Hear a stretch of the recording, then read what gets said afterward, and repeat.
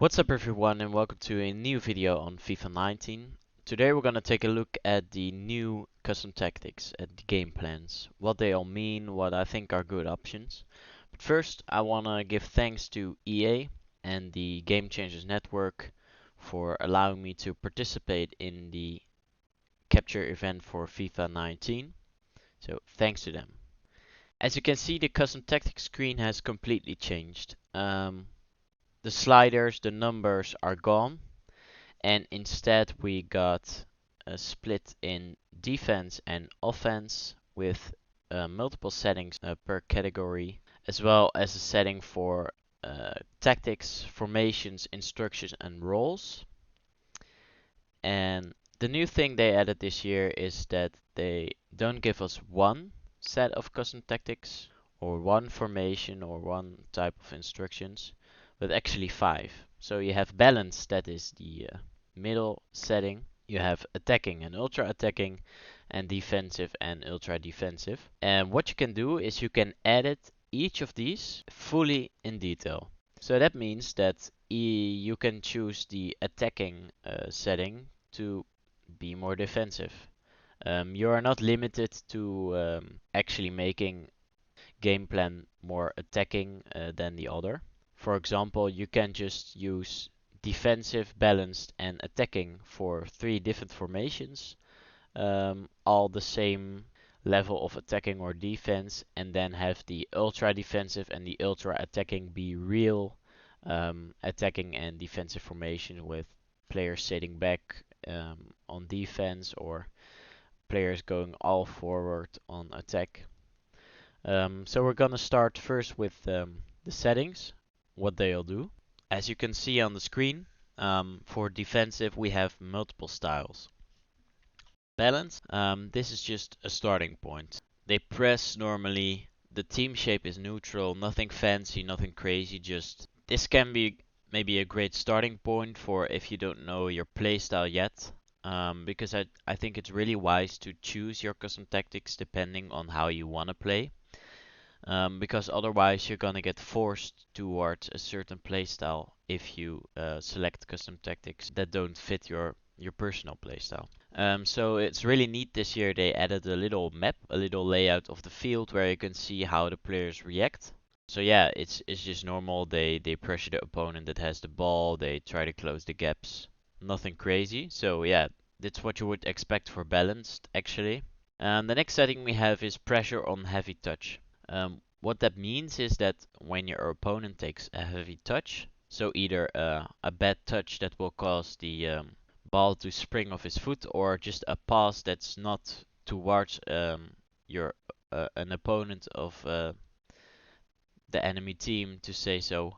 When the opposition takes a heavy touch, it's a loose ball, or when it's a difficult pass and they face their own goal, so to pressure them, forcing them to make a mistake. Pressure on heavy touch, I think, is a great setting for the early days of FIFA. Not everyone will have the greatest team immediately, so they will have to use players with low stats, low dribbling, low ball control, and that will cause the heavy touches to happen more often, I think, than in the later stages of the game. The great thing about this tactic is that your team preserves their shape.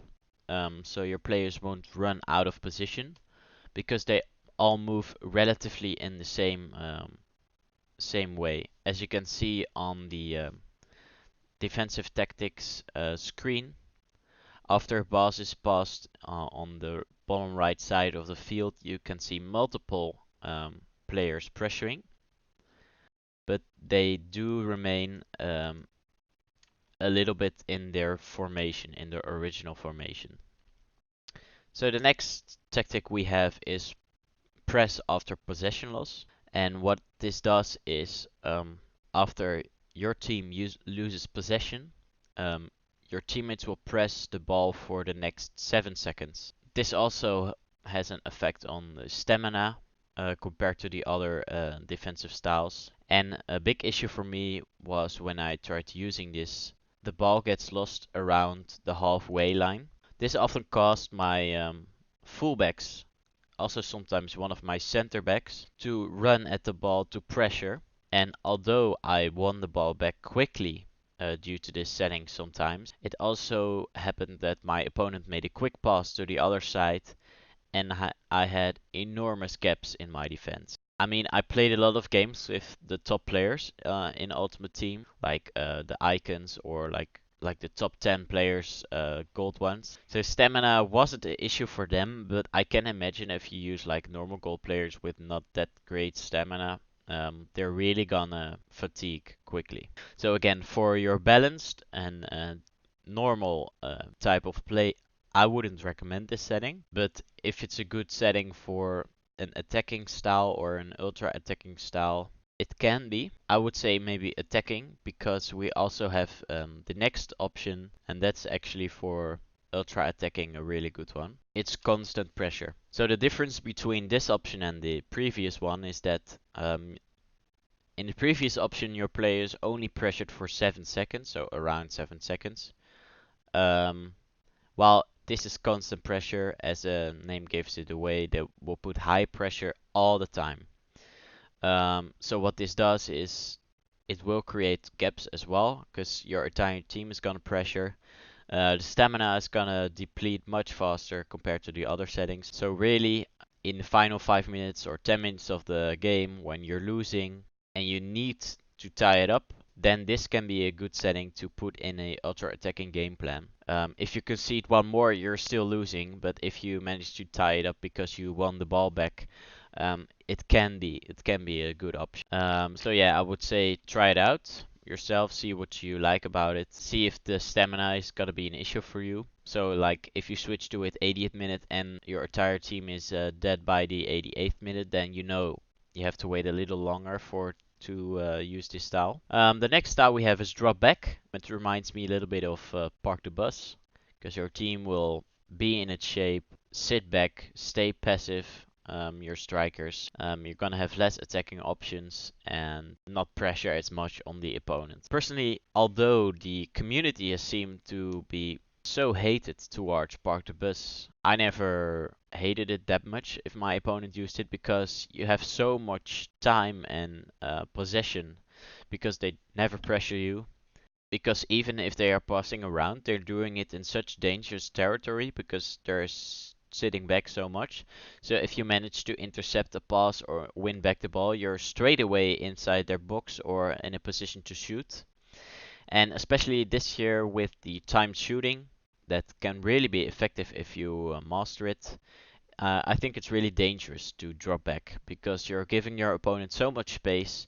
You have zero chances at scoring yourself or moving towards a place on the pitch where there's less danger. I always use defensive in FIFA 18. So in FIFA 19 that might mean that I will lower the depth a little bit or be a little more compact. The thing you gotta do is when you wanna hold a lead, just think like 1 more second about the passes you make. Do I need to really make this dangerous pass? If you're already winning, the answer is no. Just play safe. I'm not saying waste time. If you have to choose between a safe pass and a risky one, just go for the safe one. Alright, the next setting we can also tweak is the width. It's pretty self-explanatory. If you want to be wider, you up the setting. If you want it to be lower, you lower it. And the great thing about this is that it brings so much diversity to all the formations, because you can choose a formation with wingers and make it really narrow, so that you don't really have wingers but just 3 strikers. And the same goes for if you select the 4-1-2-1-2 narrow variant, you can put a lot of width, so like it changes in the 4-1-2 normal one. It seems like you have left mids and right mids. And what I would say is, and I think a really great thing about this is that you can counter other formations without having to switch one yourself. So if you play a narrow formation, or a narrower formation compared to your opponent, and you keep losing because he's using the wings, then you can just add more width and stay the same formation. Don't have to swap around anything. Just add width, and you will see that you're much better at dueling him at the wings because your players are already there. As you can see on the little screen, if you up the width, all the players go wider. But as I understood, the width in defense only affects the defenders, and the width in the offense only affects the attackers. So that's something they might have to change because it's now a little bit confusing. Because what happens if you put the defense width on wide? It will show your attackers far away from each other, and you put it all the way to the left on the offense, and they will get closer to each other. So that's like a small UI thing they might have to fix. Same with the depth. It's really useful for tweaking if you want a really offensive game plan. Put it all the way up. If you like playing a little bit more forward from just your own playstyle, you can put the balanced one a little bit up as well. And of course, if you want to go a little bit defensive in your game plan, just take it a little bit back, but not too much, I would say. But that's again your personal preference. That's the point of this video. I'm just explaining what they do, what I think is great for a certain playstyle.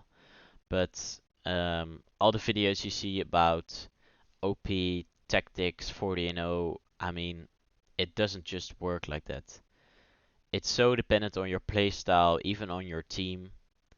If you have fast wingers on your team, yeah, sure, use the wings. But if you have slow guys and tiny strikers, then don't use the wings because it's not going to be effective.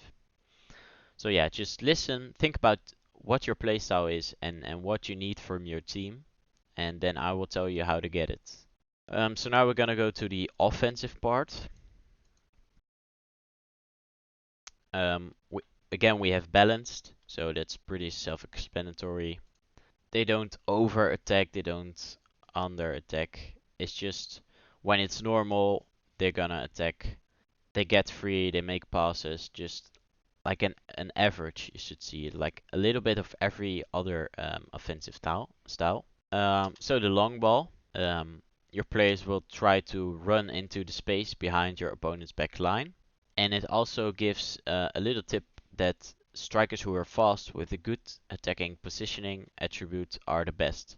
So that means that you really have to check if both of your strikers have this ability, because a fast one without the attributes will not be as effective as maybe a little slower one who has the attribute. And again, if you're not sure what the tactic does, you can look at the little minimap to see how it works. It reminds me a little bit of the get in behind and pushback line play instructions we had last year. I think they are still in the game as well for some formations, but if they aren't, or if you don't want to have them overcommit all the time, this can be, I think, a great tactic.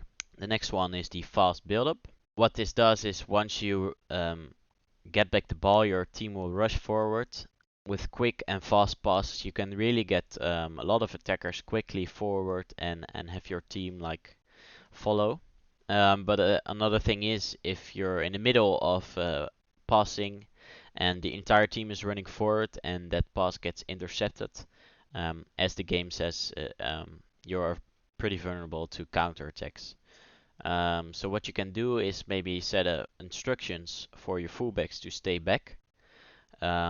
I mean, they will go forward sometimes when there's space, but like generally they will stay more back. And I always think fullbacks, because of their high pace, usually are great to close gaps if your center backs are already forward or too slow. So yeah, it has advantages, but it's also a risky tactic because you do leave yourself vulnerable to counterattacks. The next one we have is possession.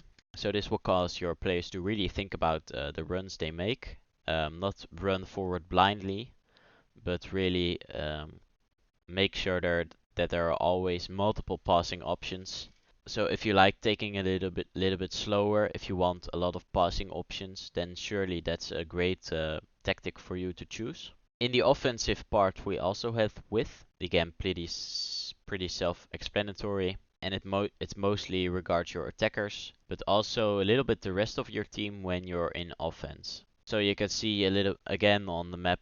It also changes with the width setting you have selected.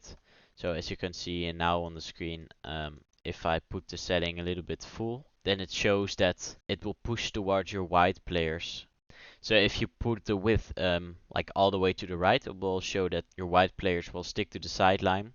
You have more passing options to the side, but less in the middle. So that can again be something to look at. If you don't like playing towards the middle, then sure, put it up. But if you need to go to the middle for your playstyle to be effective, then think about lowering it a little bit. Same goes for the width. And if you have it all close to the left, the width bar, then you have more passing in the middle, but less on the wings. So if your opponent is playing a narrow formation as well, then sure, use the width setting to the left, because then you might have a lot of people in the middle to stop him. But if your opponent is using his wings effectively, and you have the width on a low setting, then you're gonna leave gaps down the sidelines. So again, for everything I will say in this video, you need to look at your own playstyle and you need to look at your opponent's playstyle. You cannot go 40-0 by playing the same style every game, because they don't all work against your opponent. If you go down the middle, it might work for 10 games, but once you face an opponent who is very good at using his wingers, then you're gonna have to make some changes. The next setting we have is players in the box. This is when you're running down the wing and coming into a position to cross. You can choose how many players will go in the box. This can be up to 5 and 1 is the minimum. And you can also choose if they are gonna be on the edge of the box or gonna be around the penalty area. What I liked most from playing was having and the edge of the box, because if they crowd the penalty area, the goalkeeper is gonna catch the ball most of the time. And if they're gonna be around the edge of the box, then you can do a great low cross that they can just walk into and strike in the back of the net. Again, as you can see on the screen, as more as I go right, more players will arrive in the box and they go deeper as well. And this is a great setting, I think, also to tweak your defensive game plan, and also if you're not that big of a crosser, you can keep it on low so that only one guy will go in the box and the rest will be open for shots or supporting you with passes. The next one, corner, I'm a huge fan of. Especially in FIFA 18, it seemed like it was more dangerous for you to have a corner than for your opponent, because counters happen so quickly, and then it seems like when you were 2-1 up around the 80th minute, still your entire team went forward, even though if you selected ultra defensive. So now you can just choose how many players you want into the box. And the next one is basically the same, but then for free kicks. So yeah, on defense it might be wise to have little guys go forward, and on attacking formations, I mean game plans. Yeah, then you should really have a lot of guys go forward. For your balanced playstyle, I would say just think about what your team looks like. Do you like shooting from free kicks? Well, then there's no use for the box to fill up with your own players. If you like doing a cheeky pass first, then yeah, they do need to be in the box as well. But if you like the cross in space or like go straight for the header, yeah, then fill the box with players on the free kick tactic. I'm not sure what I'm gonna use. I kept trying all the different formations. I might do a video in the future about my own tactics, but personally I'm not a great fan of those videos because they give such false impressions to people. Um, I guess it's also the fault of the people who think they're really gonna go 40-0 if they change some numbers in the game. But for the people that have the same playstyle as me or wanna play the same way, I guess it can be useful. So watch out in the near future when that video will come out. Because the game is not out yet. I haven't played a single weekend league. So I wouldn't really know what's super effective and what fits me as well. But in this screen you can see all the different game plans. So I'm now done editing the balanced one. And now I could go into some other game plans. And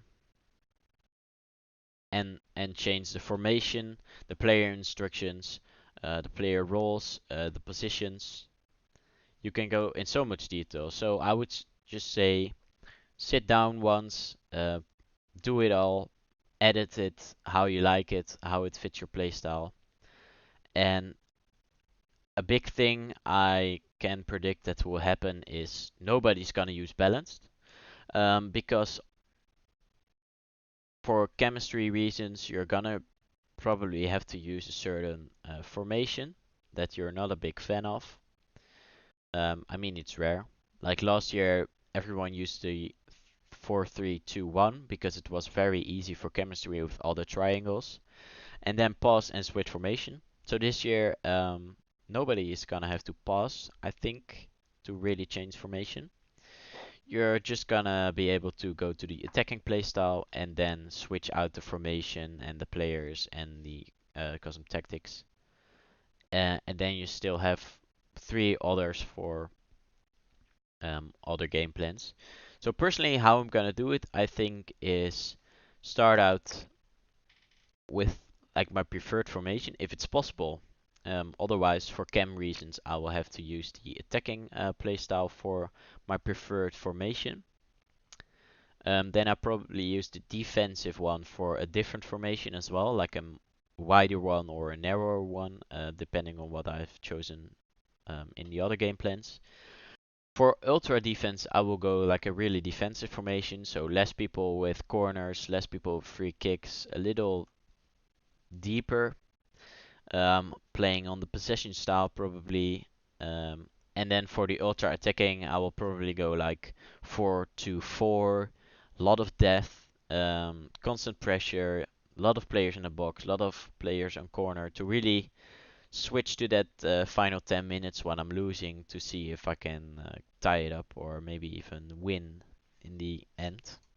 What's also a great thing to do in the beginning of FIFA is to just use the game plans to switch formations easily. So not necessarily have them be ultra defensive or more defensive or more attacking, but so you don't have to pause all the time and switch formations. I think that can be a great thing. Yeah.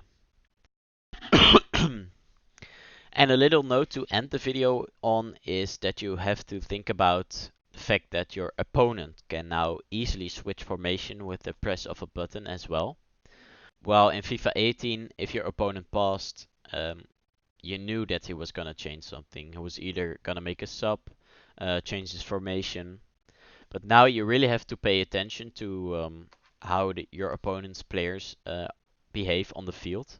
In the loading screen, you might see him playing a narrow formation, but after he presses maybe the attacking game plan, he will switch to a much wider formation without you really knowing it. So when you start to notice that you're losing a lot of time on the ball because he's using his wings very well, then it might be a signal for you to also change to a little bit wider formation to be able to match him on the wings. And to round the video off, if you have any questions, what I think is gonna be great settings for your playstyle, leave it down in the comment section below. Just say I like to play from the wings, I like to pressure, I like to take risks. I might know what's good for you, but in the end, you all gotta try it yourself, see how it works for you. And I mean, little changes you can take from people, from YouTubers. But I would just say use this video to find out what all the options do, and then think yourself about what do you want from your team, and then pick the options you have to use. So thanks for watching this video. If you enjoyed the video, you can leave a like. If you like my content, be sure to subscribe as well. And if you like watching FIFA streams, then follow me on Twitch. The link is in the description. And I will be starting with the FIFA streams on the 20th of September as soon as the game comes out. So it's probably gonna be like midnight or a little before that. So yeah, thanks for watching. Catch you all later.